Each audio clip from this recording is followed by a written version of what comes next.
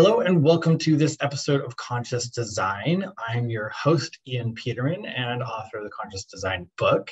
And I'm very excited today to have Fred Parent, co-founder and CEO of GÜDPHORIA. They are dedicated to helping solve the climate crisis through regenerative cultivation of the hemp plant. Welcome. All right. Thank you so much, Ian. So glad to be here. Also. Yeah, I'm very excited about this. We share a lot of good ideas.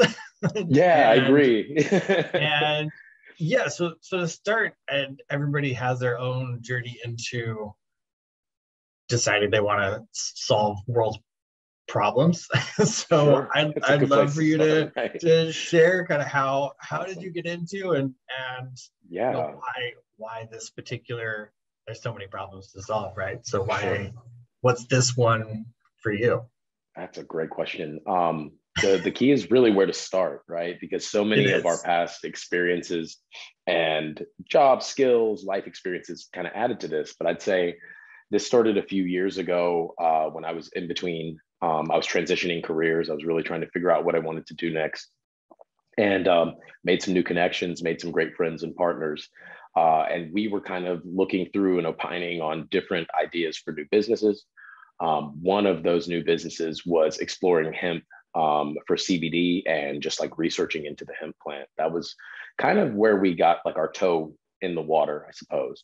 But I've personally been very, very interested in sustainable things and different kind of mechanisms in that space most of my life.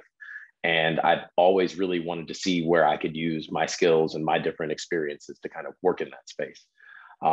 There were also a ton of practical reasons that kind of brought us into working with hemp in particular and CBD and some other kind of outputs of the hemp plant was personal reasons. One of my partners was dealing with some tremendous chronic pain, and CBD actually was an incredible answer for that. So from a personal, practical way, we got involved in working with it. And one of the early things we saw is that it was just a burgeoning industry. It was very young. So we kind of started there, but very early on, we saw a bigger picture, a bigger vision as we delved into our research and really spent time with the plant itself and spent time with the products that were being created that way, and kind of started to put our own innovation and ideation into what we thought could happen based on what we were seeing. So that was kind of a general way we got started, but ultimately it all kind of happened organically, for a lack of a better term, as we learned more and saw more and connected with more people in the industry, started creating some things of our own. We saw an opportunity to actually start at the root, start at the base of farming, of permaculture and regenerative farming. And I was lucky enough to have a family member who is a third generation wheat farmer, we struck up a conversation and we started talking about some future projects he could do on his farm. At the time, we were really interested in hemp. And that's kind of grown into a great partnership. And one of our model and kind of our flagship projects at GÜDPHORIA is our farm and facilities that we're building out in Oregon. So that it's kind of a general start. Yeah. In short, it started for practical reasons. It started from a space of we'd like to do something different. And it was the research itself that drove us towards these climate solutions and towards hemp in particular, and working with the industrialization of the plant from a strategic way Right. to push the industry forward. And I know that because you work with similar materials, that it's, for lack of a better term, it's a rabbit hole. You learn so much of this It is. It interesting is. It really information, is. and you're like, how do people not know this? Like, it Well, takes you down these different avenues. And with the group, we have a very small team, but a very, very powerful, passionate team. What we were able to do is come together and discuss these things and really work out our questions and opinions and pull together facts from all over. And we created a plan. We created a model and a way that we think expresses what we want to do at GÜDPHORIA, but also it was undeniable that what we're intending to do is profitable and it's a great business and it supports farmers, but it's also really geared towards some of the things that we need to change to mitigate this climate crisis that we're going through. And I wasn't intentionally, or we weren't intentionally connecting these dots. It's as our research progressed, it became more and more obvious that there was one-to-one solutions, or even sometimes more complex solutions to current real issues that are making up what we call the climate crisis. So we didn't endeavor to approach, kind of this massive problem. It was rather each of the things that what we were doing either solved or created a solution for, they were connected. Because our ecosystem is connected, because our issues, as it turns out, are connected to our behaviors as societies in the past. Thus, we kind of came to the conclusion that our solutions should be interconnected and take into account the ecosystem itself, the ground we walk on. I know it's such a novel idea that everything doesn't live in a bubble. Correct. Right. Exactly. I feel like, and I've had a few conversations with people talking about kind of how society and how we operate is very bubble-ish, and even like, but it's all crumble. The bubbles are all crumbling at the same time. Like you look at the corporate structure, right? Everything used to be extremely siloed. Engineering was here, marketing was here. They didn't talk. They existed isolated. Still functioning as a business somehow. I'm not quite sure, but very inefficiently. And that's been crumbling over the last couple decades. It's basically torn down at this point. That's true. Yeah. And now we're looking at things like environment and society and going, oh, maybe they aren't isolated from each other. Maybe they actually, connect. What a novel idea. It's amazing. You can't do one thing over here and have no repercussions everywhere else.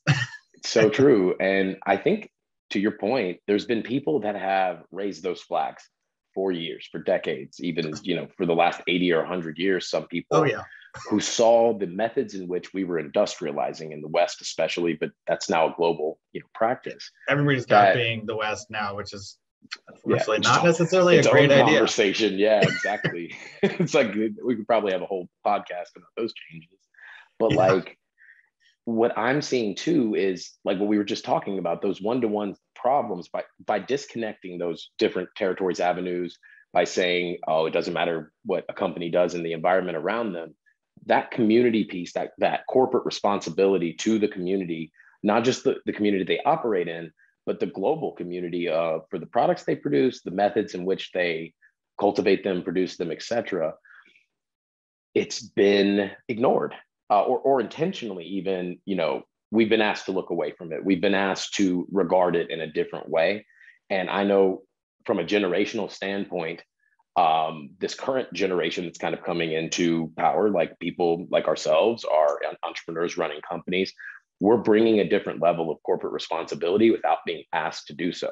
And I think that's a really important kind of shift that I think people in general, and especially communities, should be paying attention to for where their dollars are flowing. That's a really big part of it, where it's like, we all know, especially those of us who have done the research into what's to come, know that what happened in the past was not right. It was incorrect. For lack of, that's the nice way of saying it, Yeah, I feel like that's a very nice way of saying it. You're so polite. And then, if as we progress, let's see if we stay polite. But ultimately, it's an acceptance level of, we have to accept what's come before. We're going to be angry about so many things. There's things happening currently that boil the blood, if you will. And so much of it comes from ignorance. It just comes from ignorance, be it willful ignorance or, systematic ignorance. But ultimately, there's a disconnect between human beings, the person, and our environment. That's like kind of like a general thing. But when we look at that on a societal level, it's becoming catastrophic. So it's bad enough if one person is disconnected from their environment and operates in that way. When 4 to 8 billion people do that, we're using more resources than we can possibly produce. We are creating a garbage system that is not renewable. Nothing is circular. And that's been going on for so many years that our generation is now faced with fixing or being alert to the problems of all of these past creations, while at the same time creating the future solutions. And I think that's where kind of what we do and why we were so excited to talk to each other, because what we're doing weirdly is a bridge to those two things. Like it actually connects those two concepts, where I hear a lot of people in the climate space saying, yeah, it's great to talk about regenerative farming and renewables and all of these things, but we got to get people off fossil fuels. And I'm like, I agree with you. The way I propose we do it is by using hemp ethanol and hemp biodiesel and all of these incredible ways that we can use even the waste of our plant to create energy that is completely clean and can be a bridge to what we're doing. The same goes for hemp nanobark, creating batteries. I know that you've worked with incredible building materials like hempcrete and hemp wood pulp. There's so much you can do. It's kind of insane that, like you said, it's like it is a rabbit hole, especially once you get into hemp, because it's just at the surface level. Like everybody really focused on, oh, you can get high on it, cool. Now you legalized it, great, and then it kind of like tapered off a bit, and for the rest of us that started diving down the hole, you're like, well, actually, if you go back 150 years, hemp was a major material. Yes, we only built sailing without hemp. I don't know how good the sailing ships would have been. Like that. That's true. There's my business partner in Oda Materials. He talks about there's a French, I believe it's a French bridge that was built using hemp material. Still stands. It's 500. Wow. I think it's 500 years old, 400 or 500 years old. So that tells you it stands the test of time. It's biodegradable, but it also lasts. Like it's clearly it works as a material beyond just smoking it. Like and that's great. That has its uses. You know, there's all of that. But totally. But that's like and this little tiny. It's just a part of it. Sliver. Yes. Of a whole pie. You and I, that's why I think we were vibing and wanted to have this conversation, because once you open the conversation to, yes, that is just a part of it, but the other parts, the myriad of like what's happening in each of the different outputs, that's what I'm super passionate about myself. Is it's creative, it's interesting. The history we're coming across, that some of the beautiful canvases, some of the great paintings were painted on were made out of hemp canvas. To your point about sailing ships, and it grows everywhere. Yeah, and it has arguably been with us for millennia. You know, as human beings have walked this earth, the cannabis plant has come up in lore and come up in stories and come up in history for all these different uses. The one real travesty is this last modern prohibition of it. To your point, it's like why people have the wrong concept about cannabis or hemp or any of the other kind of cousins of that they know of. And it's even crazier because like the disinformation is tough. Yeah, and it's even crazier because the U.S. like we banished it, and a lot of countries followed. Like we weren't the only one. Sure. But flip it around, industrial hemp, like France and Italy and China are the top 3 exporters, I believe, of hemp. Yep. They never stopped. Like they still they never stopped doing it, to your point. Like the rest of the world has got, okay, weird Americans, whatever you're doing, great. We're still going to use it over here. We're going to produce a valuable resource, industrial level. Sure.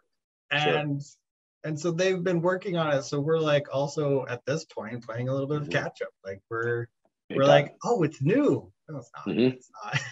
Right. And it's go to another country. They're producing it industrial level farms as a crop. And you even get into, I keep learning more and more stuff. It sequesters more, like we're using it in building materials. So it actually sequesters more carbon than the trees. And it regenerates the soil when you plant it right. Like it's just keeps building. And it keeps building, and it's a rabbit hole in some ways, and then it keeps building blocks at the same time too, because a lot of the information is so positive, like for lack of a better term, it's just very optimistic. The science is optimistic. Like the science is incredible. And what you were saying, not only does the plant, when you plant it right with these regenerative practices, continue to biosequester a tremendous amount of carbon, arguably more than any other plant or tree. And I think we're working on, getting that data really solid. But as a product throughout its product life, also continues to biosequester carbon at much lower levels. But it keeps doing it. I mean, what a magical concept that not only could we potentially replace plastics with hemp nanopolymers, but that those nanopolymers not only will biodegrade and not clog up our oceans, lakes, and rivers, that potentially it can pass along that carbon neutrality or negativity. Same with hempcrete. So those homes or those giant buildings and roads that are creating so much more heat, even in cities, being transferring these materials to that not only lowers the footprint and how we're growing it, how we're processing it, but the products themselves, to your point, last and can last for a lifetime, but more so can continue that carbon negativity or neutrality. I think that's so important for people to know. Is that's why we're so passionate about when we say circular. Vertical is a really popular word, but I'm a 3D guy, so I like circular, spherical, being able to see where all the points. Let's just do exactly. It's a sphere. It makes sense. Circle is boring. Let's advance this a little bit. Exactly. Let's bring this into the 3D, or into that more tangible understanding. And a big passion we have at GÜDPHORIA is that the hemp plant is not mutually exclusive. And what we foresaw in what's now currently happening, part of the reason why we launched a couple of years ago to really cultivate this, is to provide strategy and clear data that shows the value of each part of it. That we don't want farmers competing to grow CBD flower or grow fiber or grow for seed. It's like, if we collaborate and work together, we just need to propagate hundreds of thousands, if not millions more acres of this crop, but also give farmers the tools that they need and different groups the tools that they need to do it correctly, so they can get these incentives that also benefit the climate itself and their ecosystem. Yeah, it's such a we're looking at how to vertically integrate and maximize plant usage, because it's so many. It's once you get it, it's like, well, now I can do this and this and the list. And it's so easy to like capture and reuse. The waste is really hard to. It's actually really hard to make waste. When so many things can be made out of it. There's always some other material where you're like, well, we could, we could use that. Let's do it. There you go. Right. And it's just not.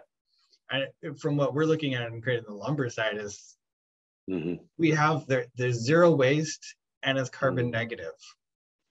Like Can't that. I don't know what we'd have to do to make that a bad thing. Like it's easy. It seems easy to do. It seems a little suspiciously easy.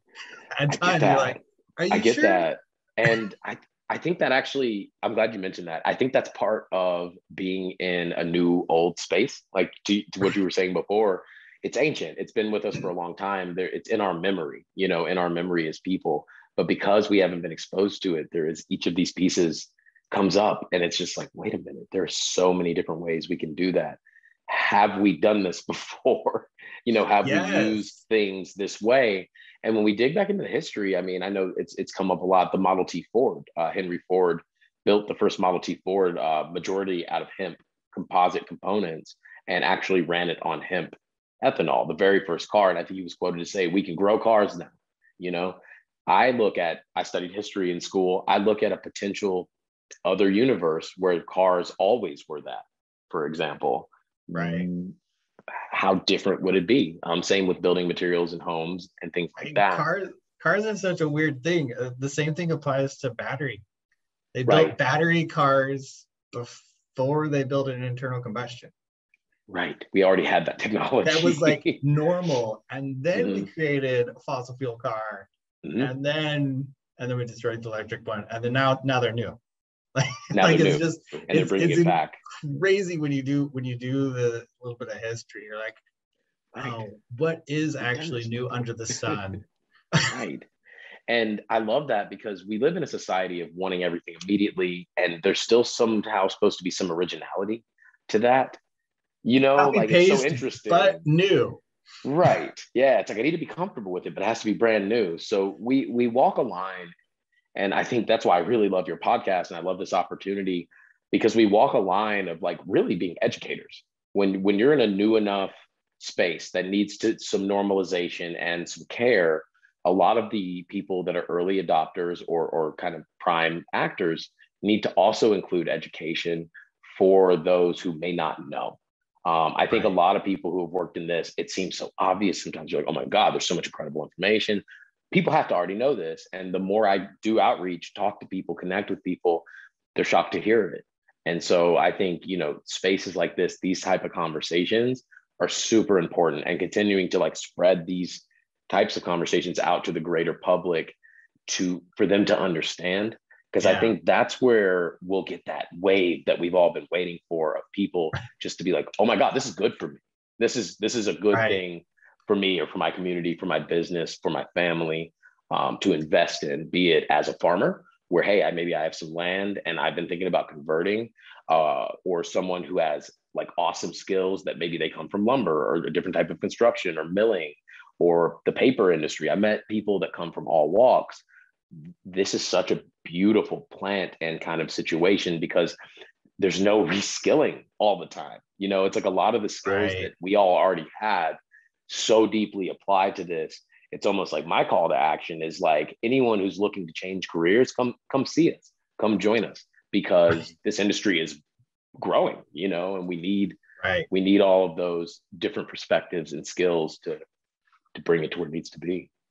Yeah, well, and it's such a kind of once in a generation or longer opportunity to have a new or returning. There was Right. there was an industry before, but we brought it Right. back.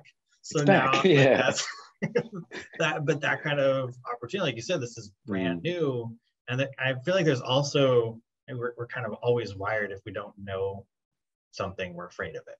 Like there's all, Right. like we have that That's a good programmed point. into us to keep us alive. Sure. This Yeah. doesn't threaten our lives, but still there's Mm. like, we have to get over that hump of, I don't know anything, so no, Right. to, oh, I know enough to be like, maybe, and then all the way Right. over it. I feel like we're still in the That maybe maybe. space. there's Yeah, there's exactly. info, but it's still, don't know yet. Mm. Let's see what happens to the first person. Did they eat the berry and die? Right. They put it in That's their so mouth true. so It's a far. good metaphor. Let's Let's wait a wait. little bit. It's and and real. then and then the brains will flip and be like, okay, he survived, we'll be fine. And that's why I think models are so important. I think to what you were talking about, because it's a part of who we are. Like, it's a part of our natural systems to question things. So sometimes when we can see a model in action, or we can see a prototype of something, or we can tangibly hold or see a home that's built that way, or see a field propagating that crop, it's that subconscious, oh, it's happening. Okay, that's there. That's existing now. And I think, to your point, it is kind of a scale where it's like, we're in that maybe. And to tip it, I think it's happening. I think that this year it's going to happen for our industry in a major way, on a national, international acknowledgement level. I think it's going to be impossible not to. Um, and that's just my belief. But I've seen the data to back it up, frankly. Like, Well, I would it's share the it. I writings on the mean, wall. when Yeah. when I found out Idaho approved industrial hemp, and if Mm-hmm. anybody listening knows America and Idaho, you would know why that's a surprise to get that passed. So It's a if big that deal. Yeah. happens, Mm-hmm. I feel like there's some moving over in a direction to Mm-hmm. be okay with using the Big plant. time. Big time. So, which And is it's great. I mean, it's ultimately benefits everyone. It's a bipartisan kind of thumbs up exactly. issue, and it's like, we could use more of that. We can use more things that the country can come together on, that also can give people a little bit more peace, because we've been in such a cycle of fear, and uncertainty. And I Yeah. don't think that hemp just in particular provides more certainty than other things, but as a substance, as a material, as an industry, like the groups of people that are involved, I think it does, or will, provide some of that good news, that comfort. Because I think a lot of the fear people have, they're hearing all of this stuff about the climate, they're hearing all of this crisis information. What they're not hearing is the Americans and other people all over the world working very, very hard to mitigate these things and educate people on it, and bring these Right. products into their market, and bring these models into their communities, so they can look through it themselves.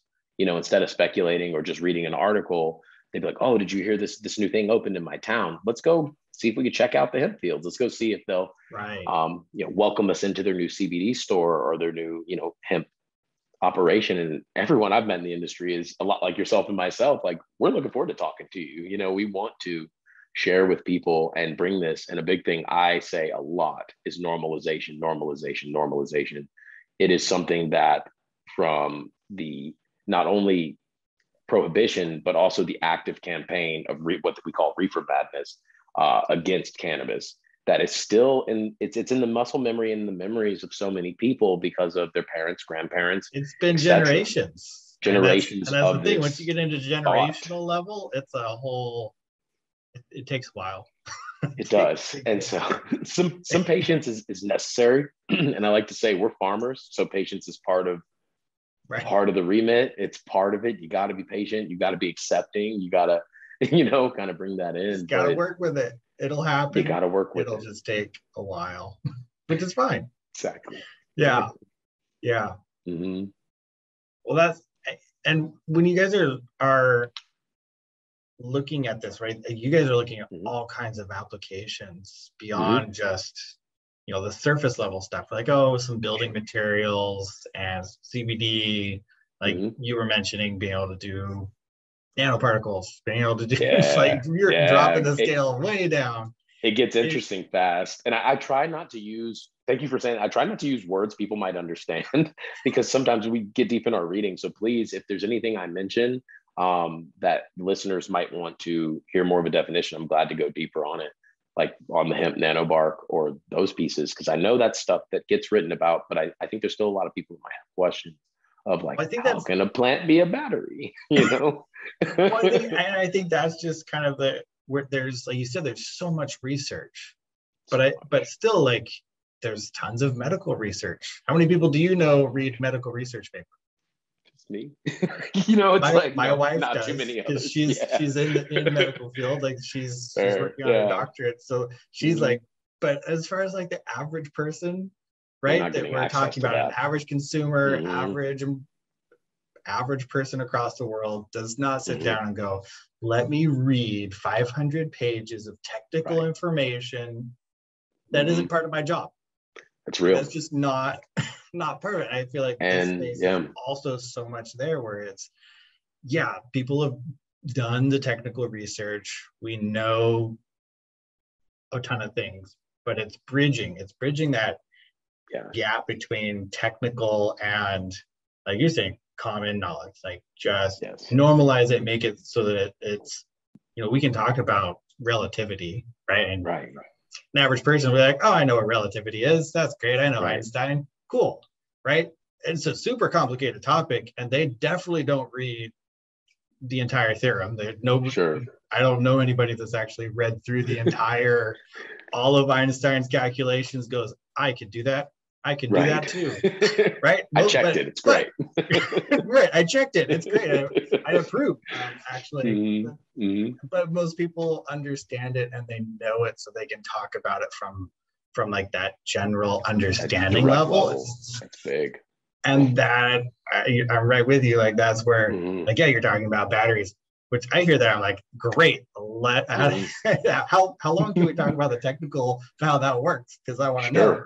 But from like an average person standpoint, right? Like, so, like, what do you mean plant battery? Like, mind blown. It's like, is that real? Start at the beginning. I think I saw that on Avatar or something. Like this. Like, how does that work? Is that? I think part of it is this organic media. Like getting both short and long format ways to talk and engage with people is something that our predecessors or people in history may not have had without the web. We're in Web 2, moving to Web 3. The way to connect with people is more direct. The way to post and leave information is awesome. There's some great podcasts, some great just websites and social sites that are just dedicated to hemp. I try and drive people to, like, Let's Talk Hemp and Global Hemp Association and podcasts like yours, rather than, it's like, when they talk to me, it's like, hear it from me. I want to talk to you about what my company does, what I'm passionate about, what we're doing. We have some of the coolest friends in the world, like the people we work with in the US and all over the world, be it certain associations, groups of people, individuals. It's just like the most robust, incredible group of people. And I really want to support the media that is putting out that information and kind of drive more people to their sources as well. Because yeah, of course I want to build traction on my group, my company, our brands, the things that we're doing. But it's like, we can't do it without all of us. I think that was something that came up. I was at the NOCO hemp conference, which was just incredible. If you haven't been, you got to go. It was my first one, and getting to meet so many people from all over the country that do so many different parts of our industry. It was just for him, and it filled up, a hotel Coliseum. It was really incredible to see it, and to see how many different people were talking about collaboration, cooperation, industry as a whole, how each of us can show up and kind of like help each other and bolster each other and communicate to create standards and support our media sources and support the companies, a lot of us who need to raise funds, because that's really the big thing in a burgeoning industry. Yeah, us working with a startup, it's the game, right? And I think what's so, just to kind of stay on point about like the average person needs to know, is investing in companies that are green, whatever they call us now. But I mean, we are sustainable, we are eco-sustainable, we're socially ethically conscious. And investing in companies like that, we have the numbers to back it up. So we're not just saying flowery language or saying, hey, like we could save the world, because I think that's a bold statement. I actually don't think the world needs saving. I think that humanity needs to acknowledge our place as stewards of this planet. And before we try to escape it, billionaires building rockets, everyone's making jokes, but real talk, it's like this is our home. This is the planet we know of. This is the planet that we currently live on. And there is a responsibility, not just by the leaders of our world, but by every man, woman, child, every person on this planet has a responsibility to the planet itself, to the environment, to continue to live on it. And I think the average person can grip that. I think the average person is like, you know what? There is a social responsibility that's not just person to person. It actually has to do with the environment, the animals around us, the oceans, the rivers, the lakes, our water supply, our soil health, our food security, our building material security, so that we can house people. So like when I see the news and they're like, article, interesting, all of these things, crisis, crisis, crisis, what I'm waiting for is for them to connect the dots. It's like, these things are connected. It might take a while. It may. I mean, and back to the patience piece, but hey, it's Ian here. So glad you're enjoying this episode of Conscious Design. If you want the full scoop on conscious design, what it is, how we do it, how you can do it, then check out our book. We wrote it so creative entrepreneurs like you can code social and environmental responsibility right into your brand's DNA. You can download the first chapter for free. Link is in the description. Enjoy the rest of the episode. Don't forget to like, subscribe, and share. I forget where I heard it, but somebody made the point to the whole like, oh, it's about us, or saving the planet. And somebody goes, well, do you know how many extinction level events have happened on the Earth? To the this Earth planet is going to be fine. Earth will always be here. People don't have to be here. That's correct. How many planets are around that have no humans on them? No life. Exactly. It's like We've the ability to sustain life has here. Us, and yet they're still planets. So Earth is going to be fine. The question is whether we're going to ruin the environment so that we can't survive on it or not. Like that's the level. So I use that. Like, well, now Earth is going to be fine. Let's work. Yeah. Let's really focus on us. Yeah. And like us, how we interact. Yeah. I couldn't agree with you more. The problem, just accept it and then fix it. Like, it's totally fixable. But you gotta, but I think that's also kind of our mentality, right? Is just, well, it's not us. We have to fix the Earth. We have to fix the Earth instead of being like, how about I change my behavior and how we work as a society? Why don't we think about us? And I think that's still like, it's so human of us to do that, right? It's not me, it's them. Right. It is actually. And we've developed that over time through some of the comforts that were created, that created this boiling pot we're sitting in. Yeah. It's like through the comforts that were created. And that's why I try not to have judgment over it, because I know it's hard to judge the past. But what I can see is what we can do in the present to affect our current lifestyle and how we live in the near future. That's the part I think people are not paying attention to that this has been discussed for 30, 40, 50 years, the lack of sustainability longer, like from maybe from the beginning I that was they talking started to doing. a data scientist, and we have hard data showing climate change for the last 80 some years. And I'm not talking about like random dude with a thermometer in Nebraska. I'm talking about scientific community building sensor sets and tracking, not random, very planned, very much to track and see what's happening. And we have all that data. It's not a mystery. It's not. And one of the things that they were working on is that one of the confusions is again that bridge of like, well, yeah, the scientific community is sitting over here going, yeah, we have all this data. Look. And then the average person goes, that's a really nice spreadsheet. However, what do I do? Right. What can I do about it? What's the call to action? Like, what is, I'll look at a spreadsheet, but really, like, what does that tell me to do? How do I react to the spreadsheet? And that's where like they're focusing on like, how do we take scientific data and turn it into an action item list of, here's the problem, here's the proof, here's the corrective action to the problem. And I feel like that's still like, it's just such a, like, we have it. We're very smart species. We have the information. We have, and people even talk about like, oh, we need new technology. We're just not technologically there. We have the tech. And it's we have the tech. Absolutely. I love doing this podcast. I get to talk to all these people. I talked to somebody else that they created in like a 2-year study. They figured out how to feasibly replace all fossil fuels with hydrogen, including airplanes. Wow. Their focus was airplanes, which is like nothing can make an airplane fly except for fossil fuels, but not true. They're like, not true at all. 10 years and here's the technologies we need. It's all feasible. They did the research. They're like, 10 years we could replace all fossil fuels in airplanes. Done. I think it's possible, and they're like, we proved it. Like to your point, like, here's the report. We spent millions of dollars. Here's the action list. All you got to do is go do it. I'd love to kind of draw a line to that, because, and to something you said before as well about how do we get from like the research paper or from that longer format of this incredible information to the people. Well, I spent a lot of my adult life as a bartender, mixologist, and I was a brand ambassador in the spirits industry for a long time. Part of what I learned in that is engaging people, actually engaging people, like actually like meeting them at events. And I know, post pre-COVID, that was a different conversation, but like physically engaging people, engaging them online and letting them ask their questions directly to the people who have cultivated that information or people who are their representatives. You know what I mean? Like, so there are ways, and I'm so glad you mentioned, wait a little further back in the combo about how it used to be marketing's here and sales is here and operations is here and everything's disparate.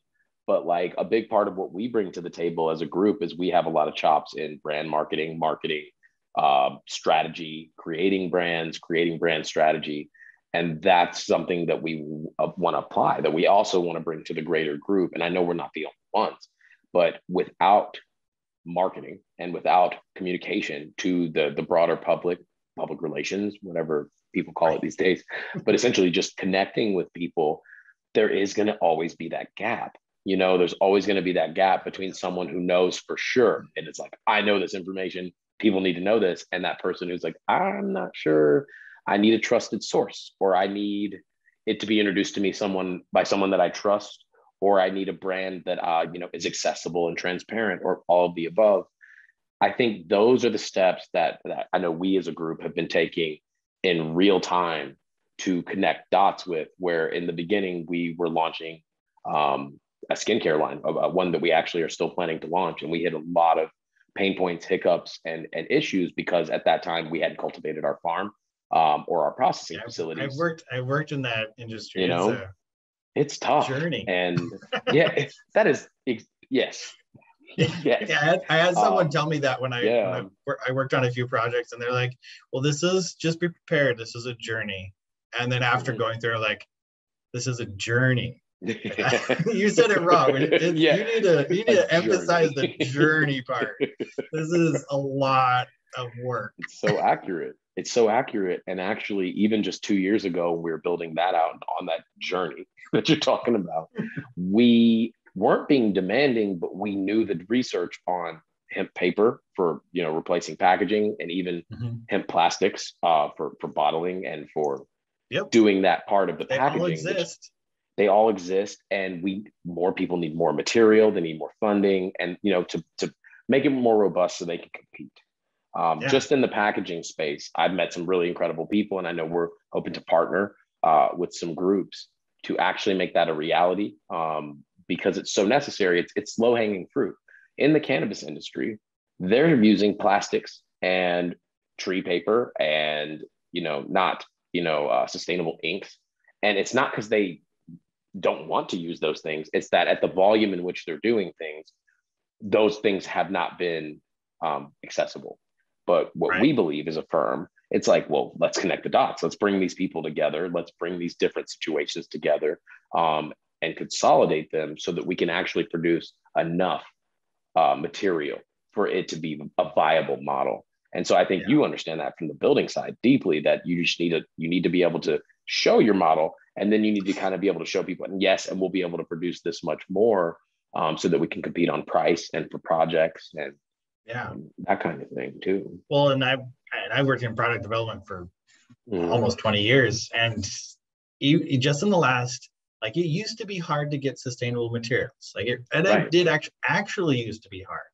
And now at this point, they're all over the place. Like it's not, availability is not the problem. It's being aware of it, finding it, and then just being okay with whatever the price is. Like if you're committed to it, just do it. And I did a whole presentation, actually make some of my clients go through, and I did all this research, and it's all consumer. Like 80% of consumers will spend more for a more sustainable product, truly sustainable. And like greenwashing doesn't work, so don't do it. Sure doesn't. But they will pay more, and they're willing to, because it just, more and more people are just willing to, like, we want to have something better. Do their part. Yeah, and they want to do their part. They don't want to feel guilty about what they're consuming either. Yes, it is.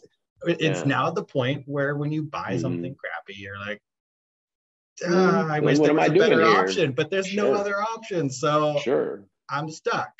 And that, like, if you can produce a product that's don't make it 3 times as expensive, but if you can make it within 20-30%, that's a viable option. The average consumer will go, I'll feel better. It's true. Done. And I would even challenge, there is no question anymore. I would even challenge, or just add to that, to say that if they make that purchase, they are supporting that group or company who is making those sustainable choices. And I think that actually compounds to, like, I have not met a single person in our industry that has a red line on their budget. It's like everything in our industry is going up. It keeps going up, and it should.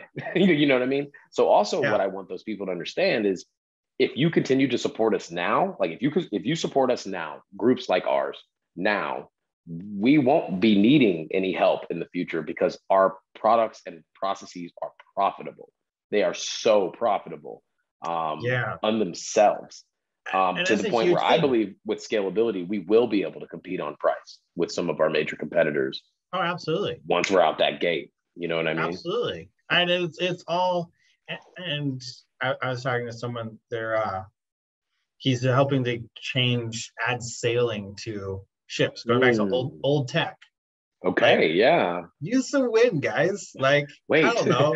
Wait a minute. Some fossil fuels. We used to be able to do this. Why not now? The wind works for us. Yeah. It works. There's incredible. The trade winds. They're called trade winds for a reason. You can go from continent to continent with it. All I got to do is follow it.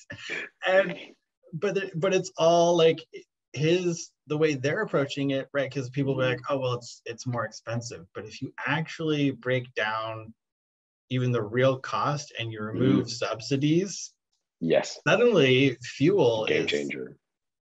Very expensive compared to a sale. Like now, right? And it's across the board. It's not just that's a great example, but there's others like these materials. We look at it and we go, well, how much is subsidized, how much is right.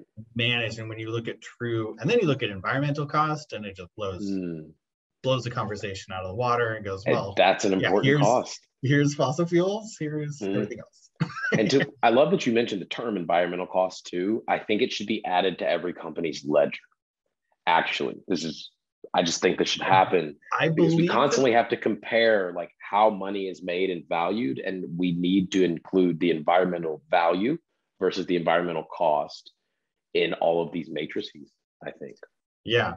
I agree. I guess we can keep the dollar, whatever currency you want as the baseline, because we do need like a standard number, but that stability is important. Yeah. I would actually further add to that and say there's environmental and social. Yes, I'm so glad you said that, because they are connected, like, and both are important. They have a relationship. Ruining one ruins the other. Like, it just doesn't work. Imagine take all the resources off the planet. Imagine what society would be. Pretty terrible. Right? It's so tied in, and we don't, and people have talked about like triple bottom line and things like that, but it's been very etheric.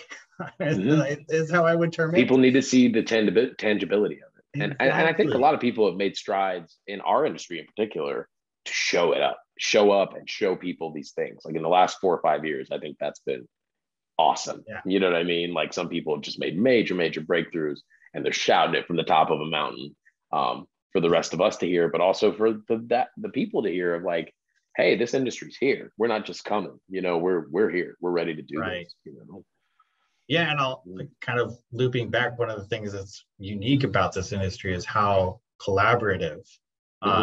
And kind of you mentioned the space industry, which is funny because I'm also involved in that, and it is in a weird way it's also highly collaborative, and which I find very interesting, because the space industry, it's new as well. Like, it's not it was government only. Now all people of a sudden, couldn't even participate before. All of a sudden it's been whatever. How I think SpaceX is like 15 years old or something like that. So it's been a while. It's an overnight thing. But both of these industries are very new, and there's not this old, like, space companies are working together. They are not they're not just competing, but they're launching each other's things on each other's rockets. Like, they're not like, that's a big deal. You're that. Well, no, you can't touch my rocket. I know. Let's launch it. Let's go. And same with the hemp industry. It's so much like, well, how can we build it? And it's kind of just interesting looking at the parallels and seeing them as new. Like, this is a new generation of people building these industries from a ground up. So it's just so interesting to look at it and go, this is not like the last industries. It's not like so different. It's being built differently. It is. Oh, I love that. I'm so glad that that's the case, if I'm honest. It's much better. You mentioned it, without the social, ethical aspect and also the environmental aspect, that's what's been missing. It's why we've had to spend so much time being solution oriented rather than just being innovative.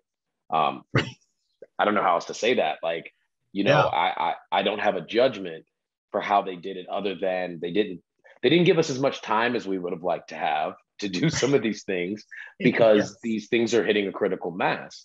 The world's food security, the world's supply chain, the world's medicine and different things are under threat. They're not secure. And that causes people to be nervous. And what we want people to see is that there's options. It's like, yes, things have been very bad. These last few years have probably been the most trying years in modern history. But what came from it also was the birth of these new groups, companies, innovations, ways of thinking, new perspectives, new ways of raising money, new ways of connecting with your clients, customers, other businesses. Those things have actually, I think, had an upswing and actually gone into a new, really awesome space. It's why we're going to continue to push the edges, because we've done that from the beginning, and things that we in the beginning were saying, is this possible? Now is like, let's do that in June. Let's do this in August. Let's do this in, next January, because now we know it's possible. To your point of talking directly to the people who are doing this thing. And same for us when they talk to us directly about what we do, being able to connect those dots and open that collaborative notion of we can all benefit here. Like we can all benefit actually with our technologies, our methods all being acknowledged. Then we can kind of, they say the rising tide raises all ships. It could really be that kind of watershed moment for this particular industry, industrial hemp, which, I'm very passionate, we're very passionate about, actually could be the moment for so many other technologies, which I'm pumped about. But the big one is that kind of what we're about. We're about marrying ancient and tested technology with future technology to create the present. It seems kind of simple, but when you look at that concept, it really works. So if we look at permaculture and what permaculture does for the soil, and then we look at all along the supply chain process, I can be as bold to say is we could even build our buildings out of your hempcrete. What we are doing in Condon, what we're doing in Oregon, we want it to be the playground of technology and innovation on this sustainable green piece. We have a lot of land. We have a lot of opportunities and innovation. We want to invite we need partnership and we need funding, support. We have a great plan. I think right now, aligning our partners and getting some firm partnerships, getting commitments from some of the people, the big industries that have expressed, hey, we want to buy your hemp. It really helps us as farmers and processors to pre-sell and to actually get some pre-commitments to get those plants in the ground and actually use that.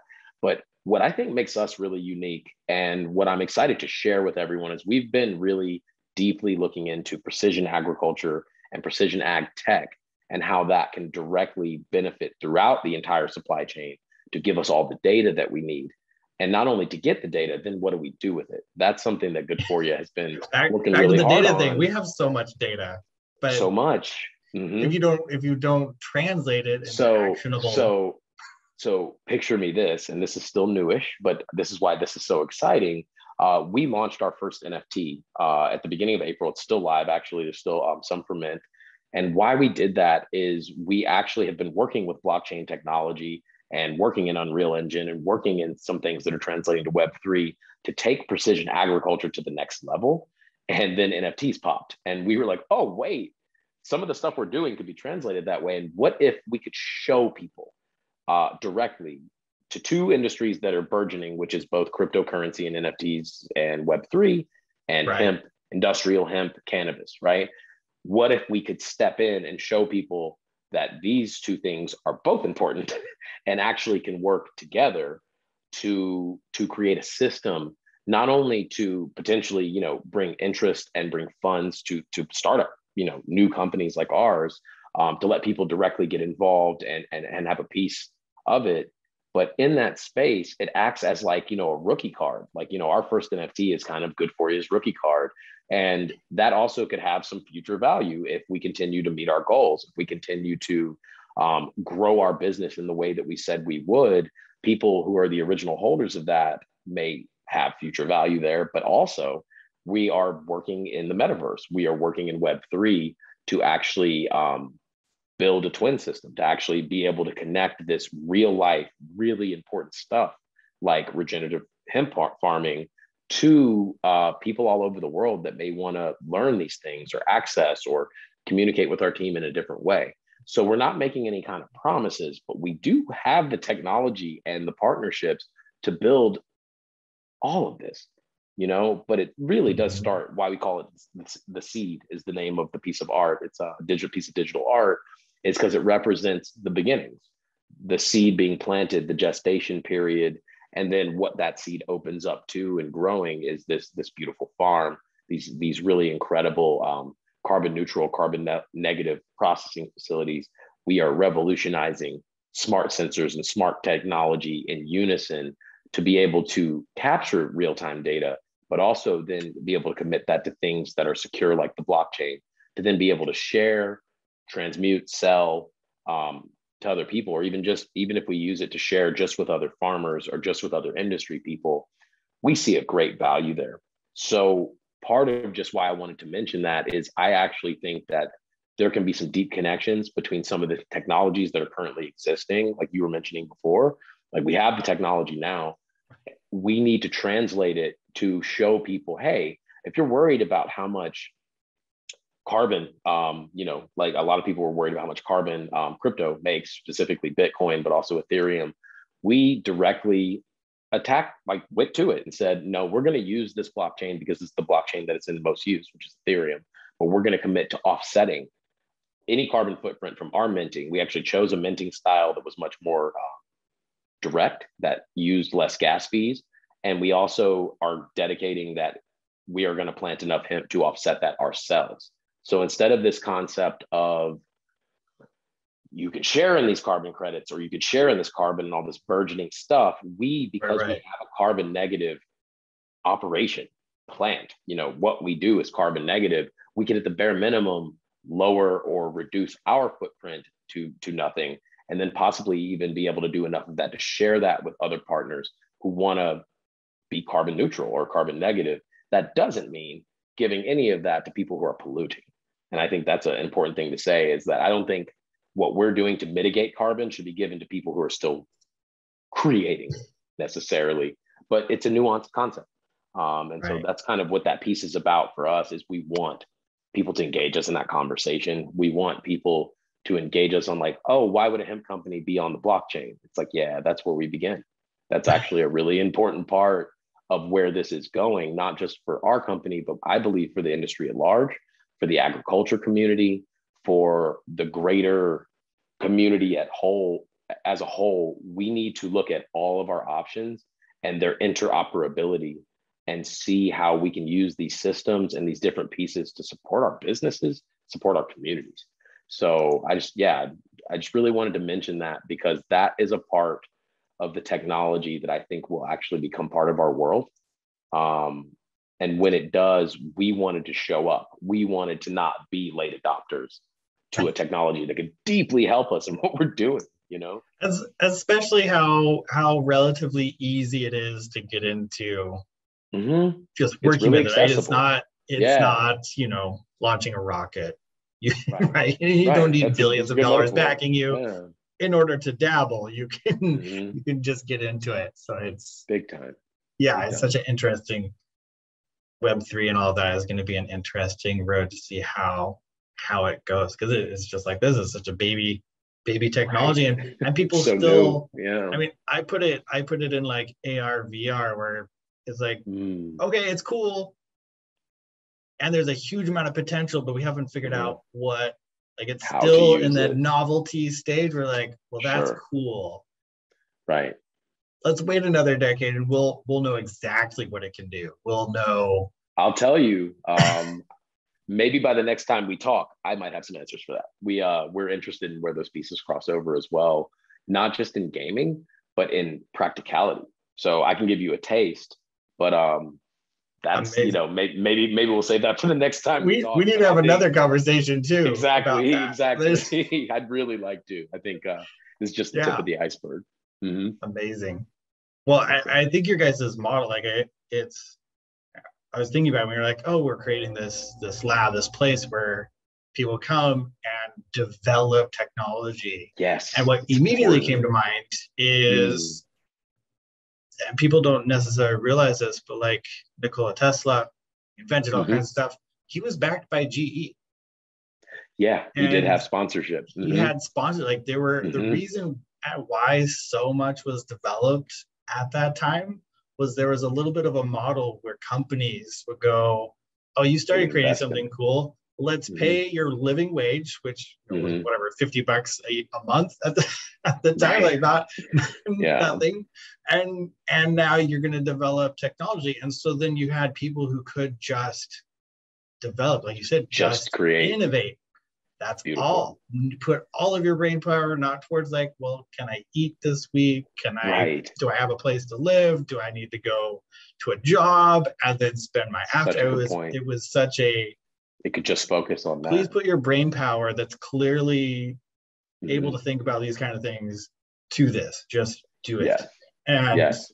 And not that it worked out well for all the inventors during that period. We'll also caveat that. So as long as we don't, that's important caveat. The bad part of that. I'm glad you will. And really, I could say definitively the bad part that they did, it was good that they were able to handle living wage. What they didn't do is share the spoils of the greater value of what was created. And I can say definitively Tesla died in is poverty. That's that. And to that point, and why the world really lost something because of that, is that through patents and other things is how we have traditionally, protected, but also, but also limited out. and destroyed technology. Limited people. Exactly. So a big part of, I think, what is so interesting is that I really got into Web3 because I was interested in smart contracts, because I've worked in contracts and contract building for a very long time. The the concept of being able to add royalties, add future components to it is actually what I think can protect inventors and technologists and people's intellectual property when done correctly. And that's something our team is working very, very hard on with some of our partners, to learn how to share our technology to where it benefits everyone involved. Like, there should be, no one should leave that situation. If they're bringing something that's vital to the situation, they should leave with their fair share. And there's a way that there's a way through smart contracting, Web3, and cryptocurrency technology to apply it even to how we would like things to go in the future, which I think we could probably spend a while talking about. But in our industries, industries, it's so important to track every metric, every detail. And this may very well be kind of a beautiful marriage of ways to do that. And also, like you said, it's accessible. It seems a little choppy at first, but once you get into it, it's actually quite easy to grasp, understand, and use. And so we want to do that for the hemp industry, but simultaneously, and this may not have been the original intention, but as our research went and as we grew our way, it became a really important part of our business. So we saw a need to also bring education and kind of awareness to that space as well. Right. Yeah. There's so much. So much. Yeah, we might have to book another one, because you and I think we could talk for a couple of hours. I think we could do hours and hours of this. So I will wrap up. We're at a point where we should. Got it. Any last, at least on this topic, any last thoughts you want to share? Sure. Just in recap, I enjoy these conversations to talk about stewardship and the social component and the ethical component behind mitigating climate change, but also the opportunity to talk about the people involved, the processes involved, the interesting things. It's the people that make up this industry. It's the hearts and passions of so many. So I'd like to just, say a shout out to my whole team and to all of our partners for the support to get us to this point. And having these conversations is a great pleasure and an honor. So thank you so much for having me. Awesome. Yeah, well, I enjoy these very much as well. So I really appreciate you taking the time to share and discuss, and absolutely. Love to do it again. Have another one or two of these. This is great. That'd be great. Yeah. So last thing, for anybody that's wanting to get a hold of you guys or find you, what is the best place to do that? So it's GÜDPHORIA is the name of the company, GÜDPHORIA, GÜDPHORIA.com. And we are GÜDPHORIA on almost all socials, at GÜDPHORIA on Instagram, Twitter, Facebook, Telegram, Reddit, Perfect. You name it, we're out there. But also we are on Discord now. So I really, really want to tell people, check us out on Twitter. We do a Twitter Spaces every Friday. I'd love to invite you if you'd like to join. We do it every Friday at 2 p.m. Pacific on our Twitter Spaces, as well as our Discord. So I'll make sure I invite you into our Discord. It's called The Goodverse. It's where we're sharing a lot of our stuff that we're doing with hemp and Web3 and our metaverse expression and some really, really cool stuff. So the GÜDPHORIA on Discord as well is where our community is starting to kind of collaborate and kind of meet and share. So any of the sources, we'd love to hear from anyone who's interested. Amazing. Well, definitely everyone check that out and join. And I really appreciate you being on the show, Fred. I appreciate your time. Thanks again, Ian. Yeah, absolutely. Look forward to talking again. Have a good one.